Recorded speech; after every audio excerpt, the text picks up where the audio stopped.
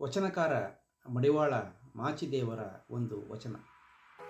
ಅಜಾತನೆಂದೆನಬೇಡ ಜಾತನೆಂದೆನಬೇಡ, 18 ಜಾತವಾದರಾವುದು, ಒಂದೇ ಗುರುವಿನ ವೇಷವಿದ್ದವರಿಗೆ ದಾಸೋಹವ ಮಾಡುವುದೇ ಶಿವಾಚಾರ.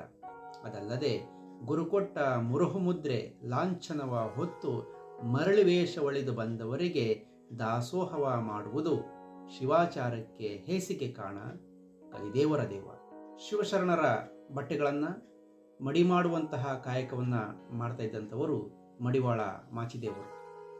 ತಮ್ಮ ಪ್ರೌಢವಾದ ಚಿಂತನೆಗಳನ್ನು ಸರಳವಾದ ಭಾಷೆಯಲ್ಲಿ ಅಭಿವ್ಯಕ್ತಿಸಿರತಕ್ಕಂಥದ್ದು ಮಡಿವಾಳ ಮಾಚಿದೇವರ ವಚನಗಳ ಒಂದು ವೈಶಿಷ್ಟ್ಯತೆ ಅಂತೇಳಿ ಭಾವಿಸ್ಬೋದು. ಅದರಂತೆ ಈ ವಚನದಲ್ಲಿ ಶಿವಾಚಾರವನ್ನು ನಿಂದಿಸಿ ಅದಕ್ಕೆ ಅಪವಾದವಾಗಿ ನಡೆದುಕೊಳ್ಳುತ್ತಿದ್ದವರ ವಿರುದ್ಧದ ಧ್ವನಿಯನ್ನು ವ್ಯಕ್ತಪಡಿಸಿದ್ದಾರೆ. ಏಕೆಂದರೆ ಶರಣರು ಹೆಚ್ಚು ಒತ್ತು ಕೊಟ್ಟಿದ್ದೇ ಕಾಯಕ ಮತ್ತು ದಾಸೋಹ ಅಂತೇಳಿ. ಆದರೆ ಇದನ್ನು ನಿಷ್ಠೆಯಿಂದ ಮಾಡಬೇಕೇ ಹೊರತು ನಮಗಿಷ್ಟ ಬಂದ ಚಿಹ್ನೆಯನ್ನು ಧರಿಸಿ ವೇಷವನ್ನು ಹಾಕಿ ದಾಸೋಹ ಮಾಡಿದರೆ ಅದು ಶರಣತತ್ವಕ್ಕೆ ಅಪವಾದವಾಗಿ ನಿಲ್ಲುವಂತಹ ಒಂದು ನಡವಳಿಕೆ ಆಗ್ತದೆ.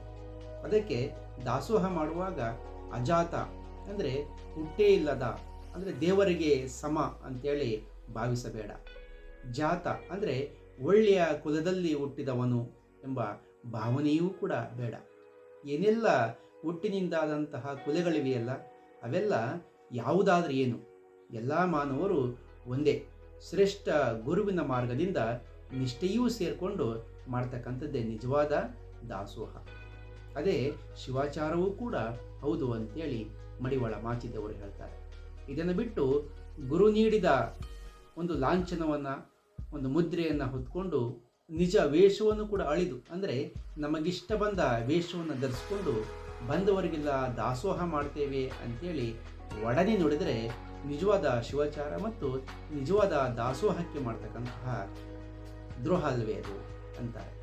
ಆ ಕಾಲದಲ್ಲಿ ಶರಣರ ಕಾಯಕ ಮತ್ತು ದಾಸೋಹ ತತ್ವವನ್ನು ಅನುಕರಿಸಿ ಆಚರಿಸ್ತಾ ಇದ್ದಂಥ ಒಂದು ವ್ಯವಸ್ಥೆ ಇರಬೇಕೇನು, ಅದು ತೋರಿಕೆ ಅಥವಾ ಸ್ಪರ್ಧೆಯ ಮನೋಭಾವವೇ ಹೊರತು ನಿಷ್ಠೆಯಿಂದ ಮಾಡ್ತಕ್ಕಂತಹ, ಅಂದರೆ ಅಂತರಂಗ ಶುದ್ಧಿಯಿಂದ ಕೂಡಿದಂತಹ ಶಿವಾಚಾರ ಅಲ್ಲ ಅದು.